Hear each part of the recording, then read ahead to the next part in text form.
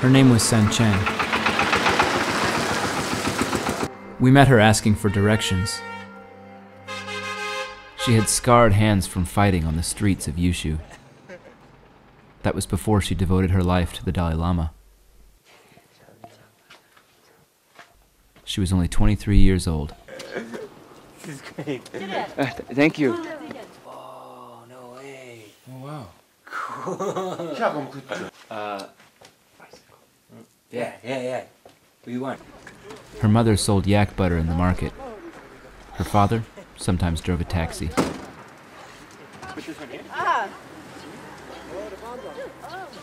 Yushu lies in the east of Amdo, the ancient region of Outer Tibet, not far from the birthplace of the present Dalai Lama.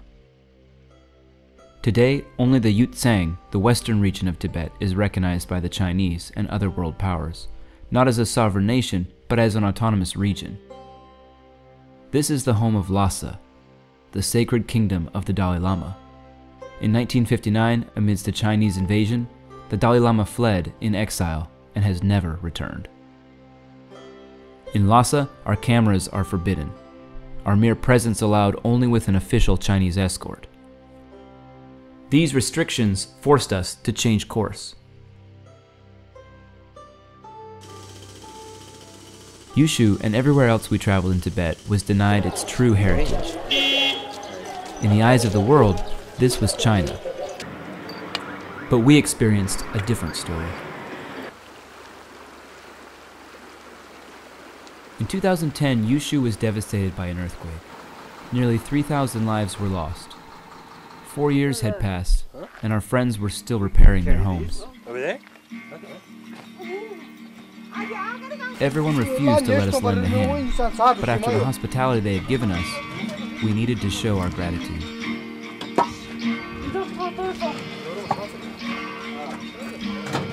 We left our friends in Yushu for a few days to explore around Tibet.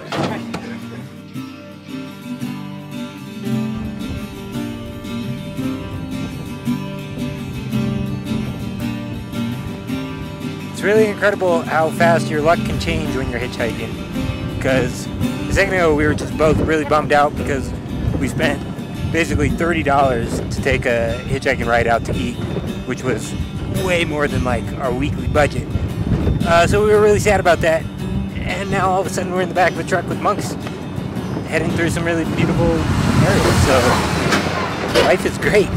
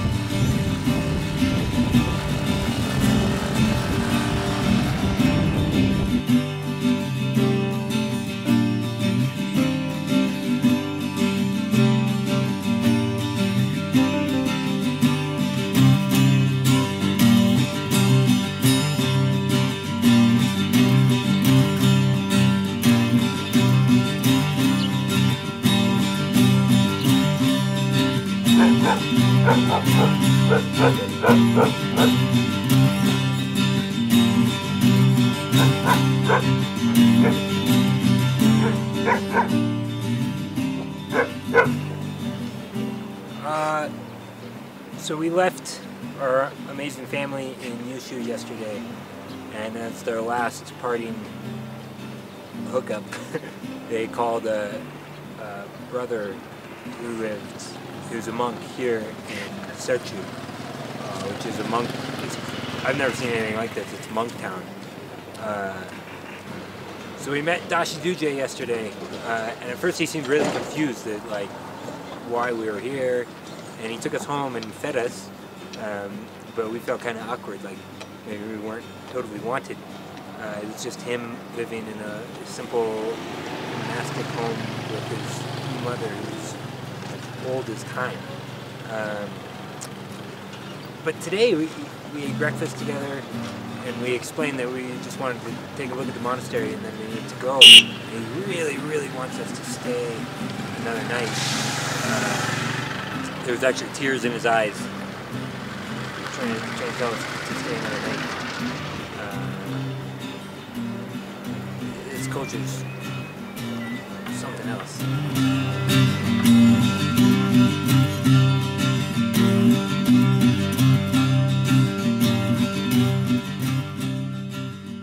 Like the earthquake in Yushu, Tibet is still picking up the pieces of the Cultural Revolution.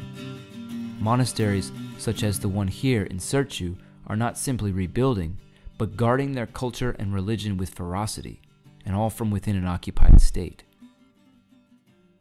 We thought we were beginning to understand, but in Dege, a village isolated deep in the mountains, we had no idea what we were about to see.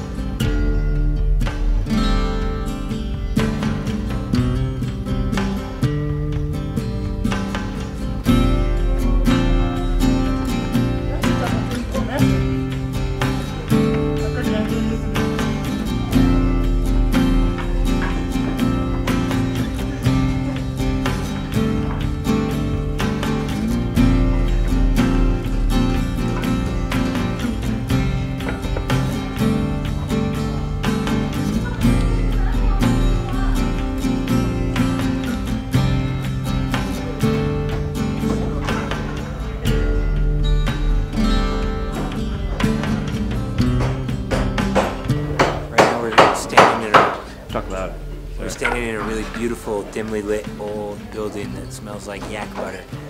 And behind me, people have been printing since I think the early 18th century.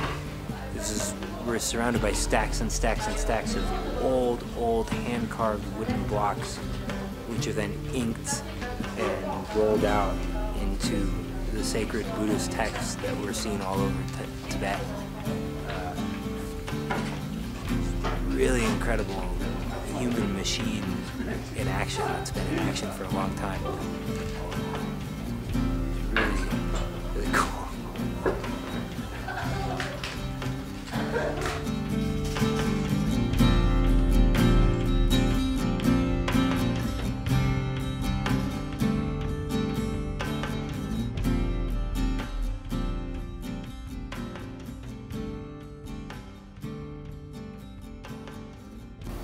I think being in Tibet has been like nothing else I've ever experienced. And I think there's kind of this really silly, overly used phrase in talking about traveling in other cultures of a place untouched by time, which is ridiculous. I mean, everything gets touched by time, and right now I'm sitting on top of a building that's hand pressing old religious documents.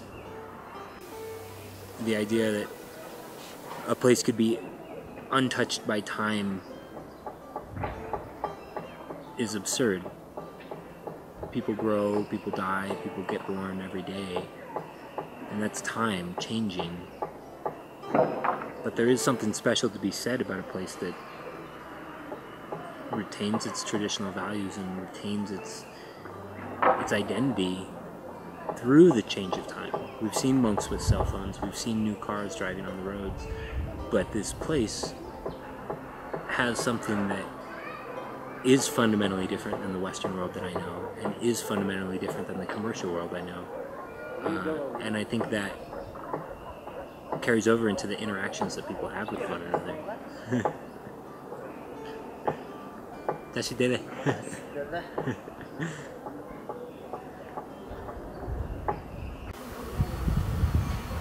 I think the most moving piece of this trip for me has been a day we were in Yushu.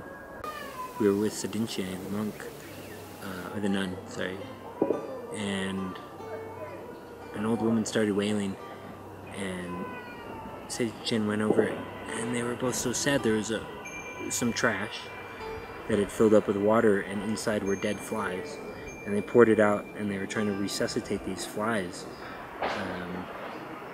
and they were both visibly very sad that this would happen. And Sadinche through motion showed me that it's important to put your cap on your garbage so this doesn't happen, and seeing that value placed on life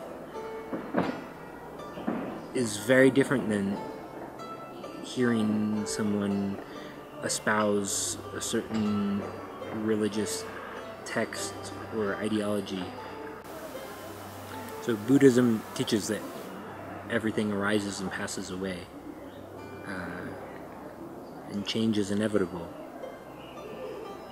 And that's true, and we've seen that in Tibet. We've seen changes both from Chinese influence, from Western influence, from the influence of modern technology. But through that, I think something retains some basic truth, and that truth surrounds you everywhere you go in Tibet.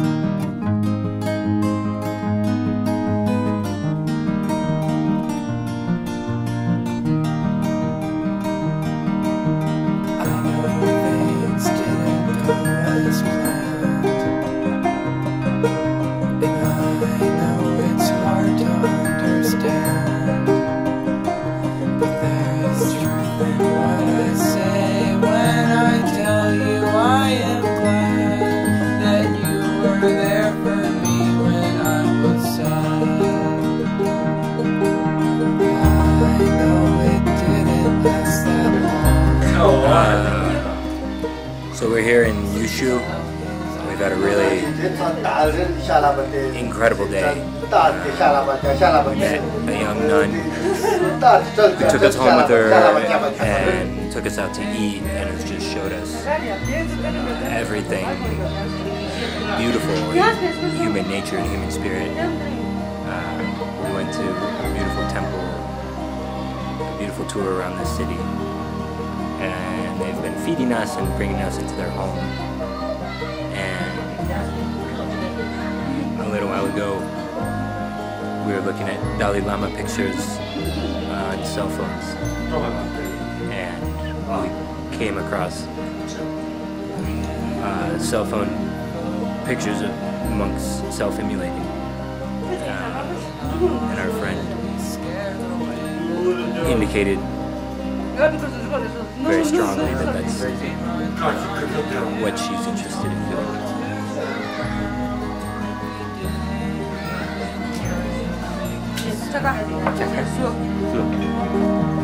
Things we had to share.